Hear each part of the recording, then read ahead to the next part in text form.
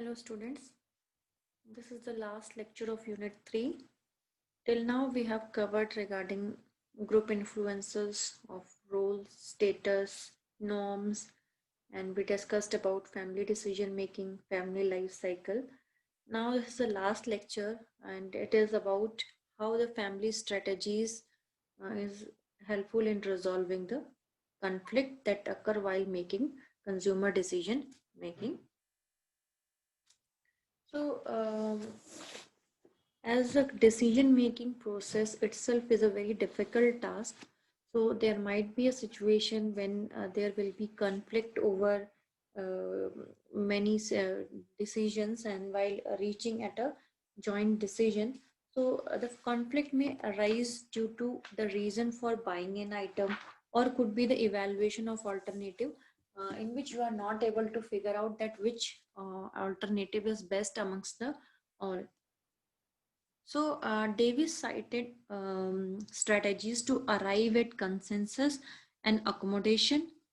And in problem solving, there are three means of decision making that are likely to lead the consensus among the members of the family. The first one could be the experts in the family that can be relied to determine the best alternative, because they are very much familiar about the product and all the details, because they are expert in their field. So uh, we should have faith on those experts while making the decision on the best available alternative. Then, as the family decision may lead to better solution than proposed by any one member of the family, because at this point the views of all the family members will be coming, and then they are leading to a final solution. So family discussion could be a better way for reaching to a better solution. Multiple purchases may be a way of avoiding conflict. If you want to go for any soap product, so you can, instead of going for single brand, you can go for multiple brand. So that can also reduce the conflict. So consensus doesn't mean always that the family will come together and mutually arrive at a decision. So the family could opt for individual rather than the joint decision making as a means for avoiding conflict. They can simply opt an individual. Okay, for this purchase, you have to decide what you want to buy or what you don't want to buy, or they can make a, instead of making the joint decision, they can rely on individual, so in order to avoid the conflict. For example, the responsibility for a decision could be delegated to one member of the family who would be the specialist. Suppose you want to buy a mobile phone, so generally the teenager of the family would be knowing better about all the features of the gadgets that are available in the market. So in that case, instead of going for the joint decision making, the responsibility will be delegated to one of the family member who is known as specialist. Then another alternative is to assign the responsibility for the budget to one family member who will be acting as a controller. In this, the situation will still be room for decision making about the budget. The husband or wife may have decided how much to spend for a vacation, but the family may jointly decide where to go. So this is a complete chart regarding the strategies for resolving the conflict. Consensus, we have discussed about the problem solving, role of delegation, then budgetary allocation. Now we are moving towards the second strategy, that is accommodation. The cited two strategies when family members disagree about the goals. Our goal is to reach either consensus or accommodation. When family members disagree about the goals, in that case we have to go for accommodation. In this also, it has been further bifurcated into bargaining and persuasion. So we will take one by one.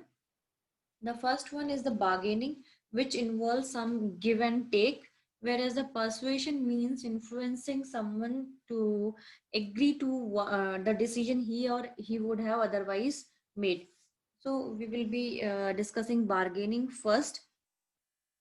Bargaining also have three strategies. The first one is the next purchase, the impulse purchase, and the procrastinator.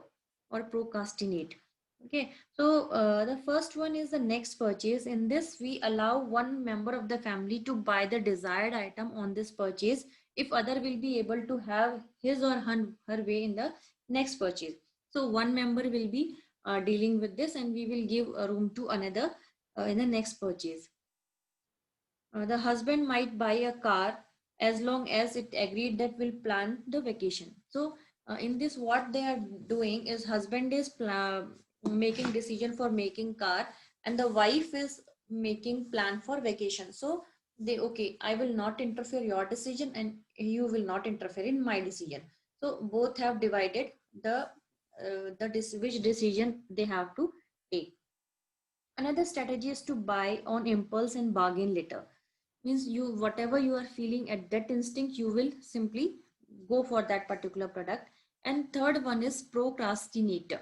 Procrastinate means to delay. So what they are doing, instead of purchasing the product or a service at that moment, they will delay the purchase even after the decision is made, in the hope that in future they will get some kind of information, so that time they will buy the product. Then coming to the persuasion part, in this we are influencing someone to agree to the decision she or he would have made otherwise. So methods of persuasion have been also listed here: the irresponsible critic, then the feminine intuitions, and then shopping institutions, shopping together, coercion or collision. So here we will be discussing first the irresponsible critic. He criticizes the decision of the family by dissociating himself from the decision. So what here it is doing is, if the decision is right, there is nothing to lose. If it is wrong, the responsible critic can say that okay, I have told you, मैंने तो पहले ही कहा था, ये मत लो. If it is the decision is correct, he will be quiet. But in the other scenario, when the decision went wrong, then the irresponsible critic will say, I have already told you not to buy this product, मैंने तो कहा ही था ये मत खरीदो वो खरीदो. So this is the irresponsible critic. Then coming to the feminine intuition could be grouped together with masculine intuition as a means that one spouse will recognize how the most efficiently influence the other. So what is it is about the female and the male intuitions. So the husband might intuitively sense that what is the when is the best time to approach his wife to influence her to accept his favorite vacation spot or place. So what is happening here is the male and the female, or the husband or wife, they are knowing each other. They can think, okay, this time the wife will be in a good mood, so at this time I can talk about the vacation and the place I want to go. So, so it is easy for the husband to convince his wife for the vacation he want to plan. Then is shopping together. It is a form of conflict resolution by getting the agreement of the family by direct involvement. Here what they are doing, they are shopping together and all the members are directly involved. Then coercion. Coercion is your direct threat, right? For example, the threat by the parent to reduce the child's allowance. So what they are saying, okay, one spouse will threaten that since you bought that suit, I have the right to buy the new sari. So you will not interfere in my decision because I didn't interfere in yours. So you stay from my decisions. So it is a kind of threat. Or collation is also formed within the family, as when children may support one parent. What happening here is, okay, whatever mommy is saying, I will go with her. So the children is favoring one parent, either mother or father. So on the basis of that, decision will be taken. For example, everyone in the family wants to buy a frost-free refrigerator except the teenage son who wants to buy music system. So the weight of the family opinion forces the teenage to comply with their decision. So these are the methods through which we can resolve the conflict that are occurring while decision making. So by this lecture, we are wrapping up the unit 3, and this is the assignment 6 you have to submit. This is based on the entire unit 1. There are 3 questions. The first one is discuss opinion leadership characteristics of Indian consumer market. Second is the define the term family. Describe the relevance of different stages of family life cycle in consumer behavior. Third question is explain the role of influence of group on consumer decision making. So this you have to submit within 24 hours after the release of the assignment. And please make sure that the answers you are writing should be of your own. It should not be copied, because copied content is not accepted in any situation, or you will not get marks if you are copying. In both the student, whether he had copied or he has given someone his method to copy, so both the students will be punished by deducting the marks from their assignments. So that's all for today's lecture. Thank you.